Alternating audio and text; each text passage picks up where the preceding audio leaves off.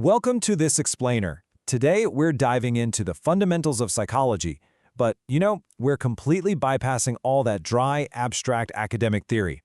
Instead, we're looking at this strictly through the lens of healthcare. Think of it as an essential, literally life-saving toolkit. It's the absolute core foundation for understanding human behavior, and it is completely vital for improving patient care right there on the front lines. Okay, so here is our roadmap for today. We've got 4 main stops. First, the goals of psychology. Then, branches of the mind.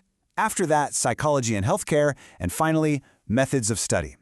Let's just jump right in. Section 1. The goals of psychology. Building the blueprint for well-being.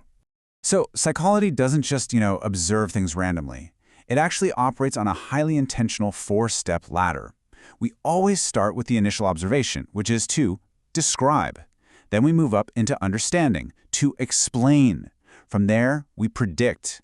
And finally, we hit the ultimate goal, which is to actively control and improve a patient's reality. All right, let's look at that crucial first rung on the ladder, simply describing behavior. This means carefully observing exactly how people think, feel, and act. Imagine a psychologist working with a child who has autism. Before any kind of treatment can even begin, that professional has to meticulously observe and record the child's specific difficulties with things like communication and learning.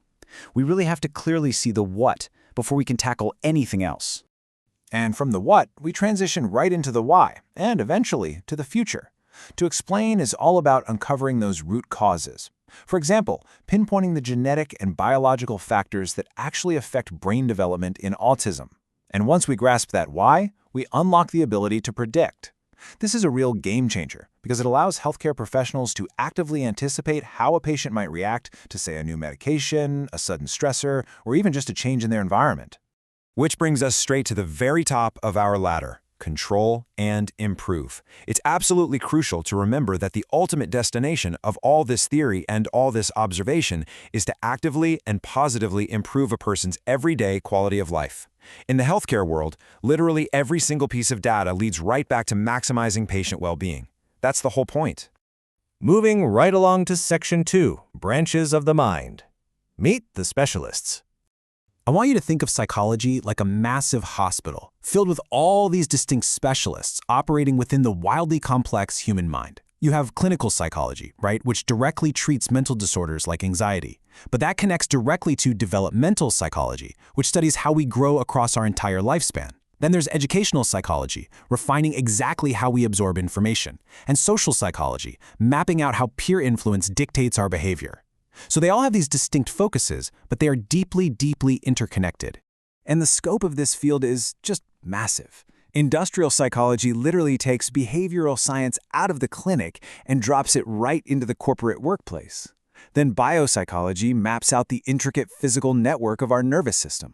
Health psychology tackles critical physiological issues like stress management, while school psychology provides those absolutely vital emotional support systems for students. Okay, let's test this framework for a second. Which branch of psychology deals specifically with applying behavioral science within the legal system?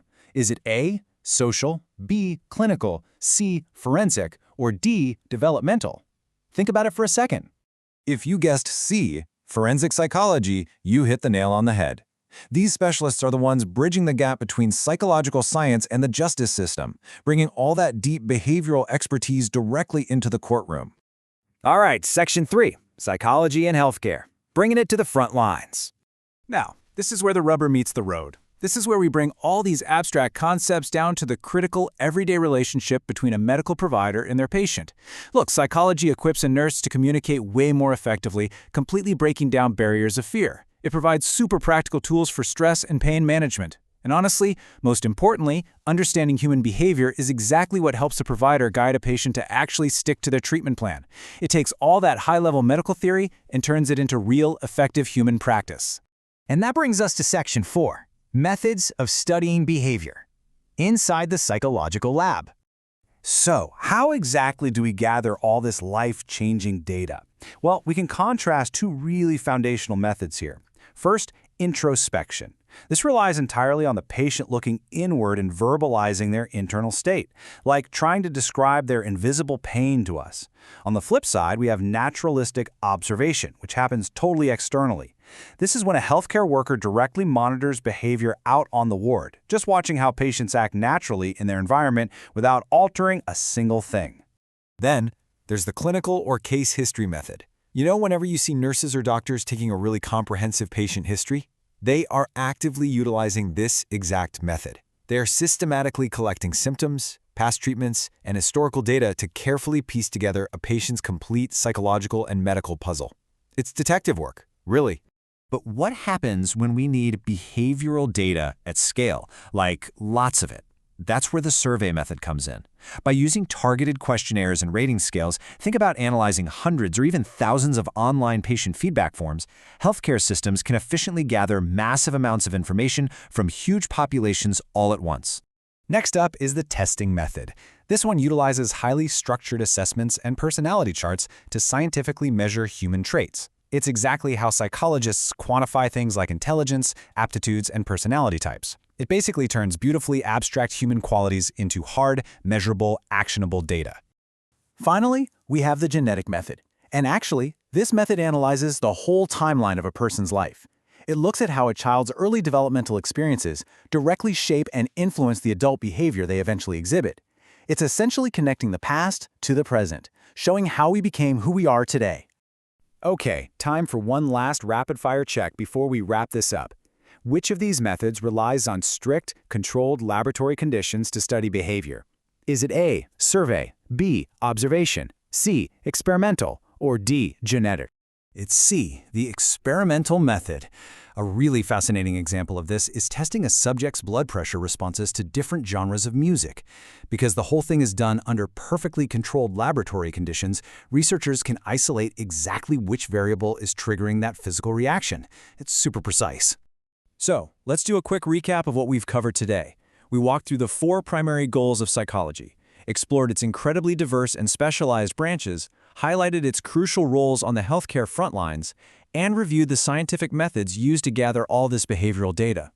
Ultimately, mastering these fundamentals gives medical professionals a massive, vital edge in understanding behavior and dramatically improving patient care. To wrap things up, I want to leave you with a bit of a provocative thought.